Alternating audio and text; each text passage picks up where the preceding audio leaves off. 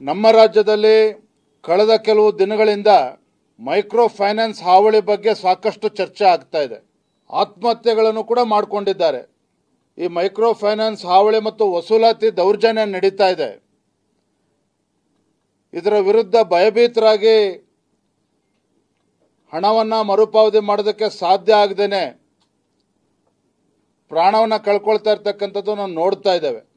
ಯಾವ ರಾಜ್ಯ ಸರ್ಕಾರ ಈ ಜನರ ರಕ್ಷಣೆಗೆ ಬರಬೇಕಾಗಿತ್ತೋ ಈ ರಾಜ್ಯ ಸರ್ಕಾರನೇ ಯಾರು ದೌರ್ಜನ್ಯ ಎಸಗ್ತಾ ಇದ್ದಾರೆ ಮೈಕ್ರೋ ಫೈನಾನ್ಸ್ ಸಂಸ್ಥೆಯವರು, ಅವರುಗಳಿಗೆ ಸಂಜೆ 5 ಗಂಟೆ ತನಕ ಹೋಗ್ಬೋದು ಅಂತಕ್ಕಂಥ ಗ್ರೀನ್ ಸಿಗ್ನಲ್ ಕೊಟ್ಟಿದ್ದಾರೆ. ಅಂದರೆ ದೌರ್ಜನ್ಯ ಮಾಡ್ಬೋದು, ಸಂಜೆ 5 ಗಂಟೆ ಮೇಲೆ ಹೋಗಬೇಡಿ, 10 ರಿಂದ 5 ಗಂಟೆ ಒಳಗೆ ಹೋಗಿ ಅಂತಕ್ಕಂಥ ಮಾತನ್ನು ರಾಜ್ಯ ಸರ್ಕಾರ ಹೇಳ್ತಾ ಇರ್ತಕ್ಕಂಥದ್ದು ದುರ್ದೈವ. ಇದು ಒಂದು ಕಡೆ ತಮ್ಮ ಗ್ಯಾರಂಟಿಗಳಿಂದ ರಾಜ್ಯದಲ್ಲಿ ಜನರು ಸಮೃದ್ಧರಾಗಿದ್ದಾರೆ, ಆಲ್ ಈಸ್ ವೆಲ್ ಅಂತೇಳಿ ಮುಖ್ಯಮಂತ್ರಿಗಳು ಅವರ ಸಚಿವ ಸಂಪುಟದವರು ಹೇಳ್ಕೊಳ್ತಾರೆ.